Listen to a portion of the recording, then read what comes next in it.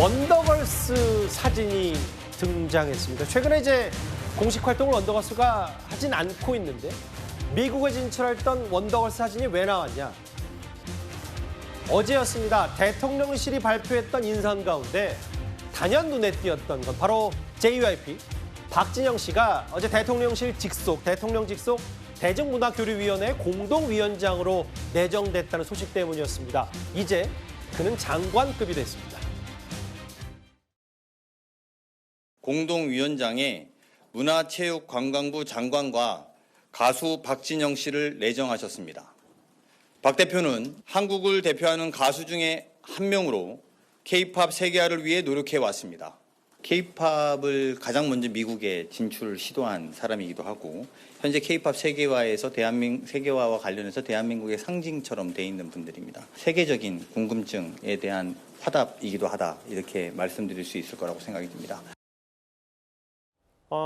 어제 여러 인선이 있었지만 특히 이제 박진영 대표가 장관급인 대중문화교류위원회 위원장으로 내정됐다. 대통령 직속 기구로 새롭게 만들었어요. 요즘 K컬처, K팝, K문화가 전 세계적으로 우리가 가장 돋보이는 영역이 됐기 때문에 여러 이재명 대통령의 보관도 있을 텐데 중요한 건 이제 박진영 위원장이라고 불러야 되나요? 이제 박 위원장의 즉각적인 반응일 텐데 허주연 변호사님, 본인이 올렸던 사진 중에 본인이 키워냈던 원더걸스 사진을 올렸어요? 그렇습니다. 2009년 원더걸스가 노바디로 빌보드 핫백 76위에 진입했던 사진을 게재하면서 소감을 밝힌 겁니다. 예. 정부일을 맡는다는 게 상당히 좀 부담스러운 측면이 있기는 하지만 지금 K-팝이 너무나도 특별한 기회를 맞이했고 이 기회를 꼭 잘 살려야겠다는 결심이 들어서 자리를 수락했다. 이걸 맡기로 결심을 했다. 이렇게 소감을 밝혔는데요. 사실 얼마 전에 지드래곤이 북미 공연에서 6만 명이 넘는 팬들을 동원을 했고 예. 블랙핑크의 로제 씨가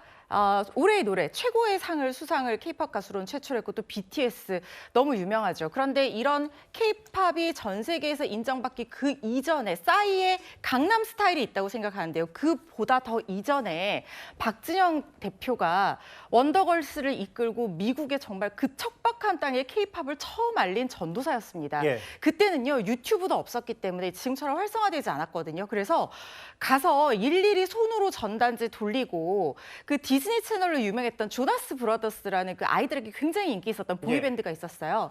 그 기획사의 박진영 대표가 직접 찾아가서 직접 프리젠테이션하면서 원더걸스에 대해서 알려서 그들이 전미 투어 공연을 할 때 원더걸스가 오프닝 공연을 했습니다. 그러니까 이제 마치 이제 버스 타고 기차 타고 다니면서 미국 순회 공연하듯이 홍보를 했다고 하더라고요. 네, 그런데 그게 굉장히 환경이 열악했거든요. 예. 그 버스를 타고 원더걸스 멤버들 영어도 처음에 안 되는데 힘들어서 울기도 많이 울었고 너무 고생을 많이 했었습니다. 그러게요. 지금의 K-팝 위상과는 완전히 다를 때였어요. 예. 근데 그리고 나서 싸이의 강남 스타일이 나오고 BTS가 나왔는데 이거는 사실은 그때 당시에 원더걸스가 미국에 진출해서 이 K-팝이라는 것에 대해서 처음 알렸던 그 토양이 있었기 때문에 연결고리가 돼서 가능했던 업적이 아닌가 저는 이런 생각도 들거든요. 예.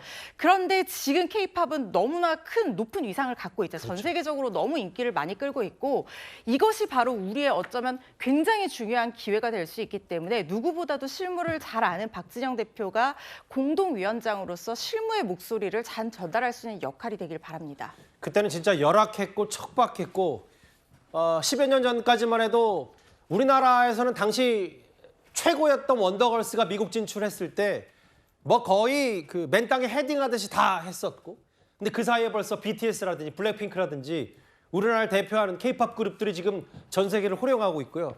마치 또 JYP 소속의 스트레이트키즈 같은 경우도 지금 빌보드에서 꽤 활약을 많이 하고 있기 때문에 이런 부분들을 좀 이재명 대통령과 대통령실도 좀 염두에 둔 거 아닌가 싶어요. 박진영 위원장의 말은 이렇습니다. 다음 화면을 좀 볼게요. 정부 일을 맡는다는 게 부담스럽지만 지금 K-팝의 특별한 기회를 맞아서 이 기회를 꼭 잘 살려야 된다. 아까 강훈식 비서실장도 말을 했다시피 박진영 대표가 이제 K-팝의 상징과도 같은데 이제 문제는 이런 거예요. 정부 일을 맡는다는 게 부담스럽다는 게 결국은 정부라는 것도 이제 나라를 위해서 하는 거지만 이게 또 마치 JYP 그러니까 박진영 대표 입장에서 하나의 정파로 또 흘러갈 수 있다는 누군가의 시도는 그렇게 보일 수 있기 때문에 그런 부분들이 꽤 부담이 될 수는 있겠습니다. 그렇습니다. 소위 뭐 연예인이라든지 이런 분들이 어느 특정 정부에서 역할을 맡아서 했을 때 그 정부의 어떤 색깔이 이 연예인들에게 이렇게 더 씌워지는 그런 케이스들이 굉장히 많았기 때문에 예. 아마도 연예인들이 어떤 정부의 직함을 갖는 것이 굉장히 부담스러운 부분이 있죠.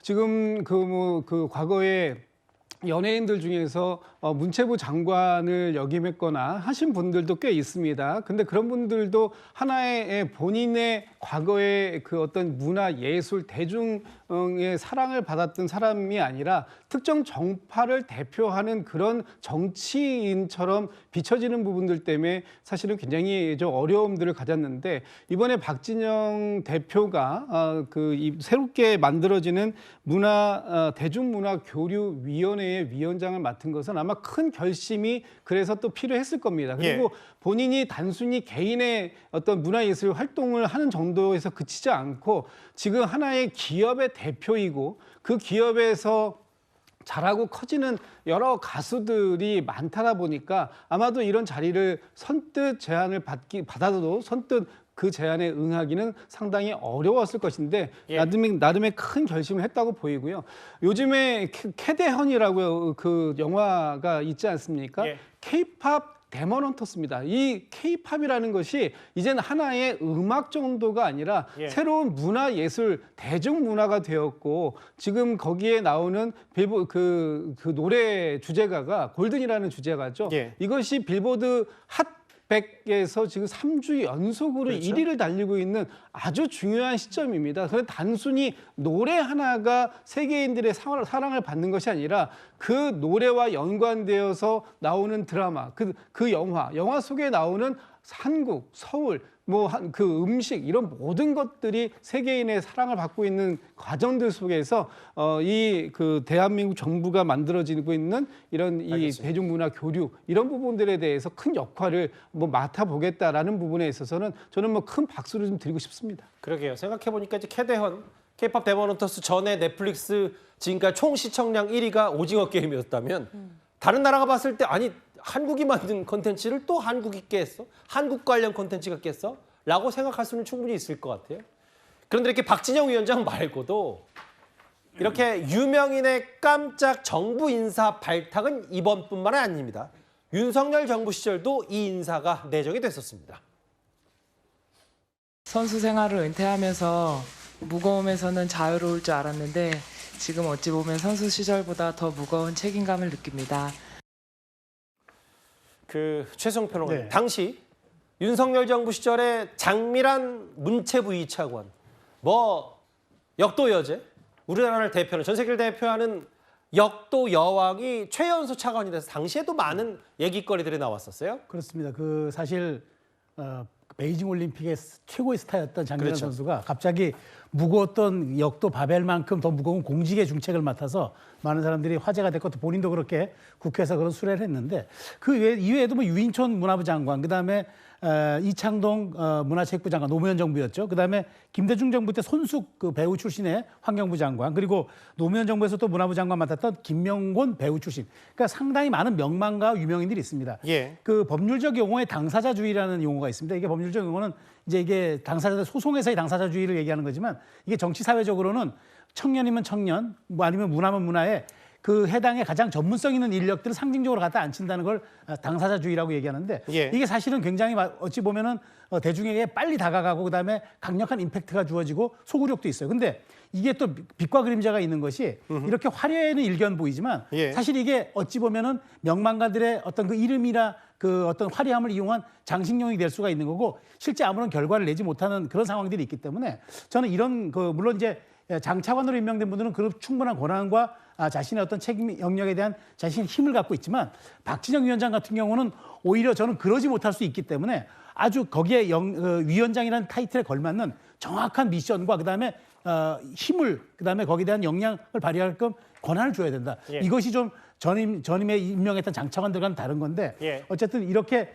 많은 분들이 대중과 소통할 수 있는 명망가들을 임명함으로써 정부가 어떤 자신들의 철학을 보인다는 거 이건 한번 저는 검토해 볼 만한 일이라고 생각합니다. K컬처, K문화를 이끌 대통령 직속 위원장으로 박진영 대표가 내정됐다. 어제 오늘 큰 주목을 끄는 얘기거리였습니다. 7위였습니다. 박진영 위원장 얘기까지 봤다면요.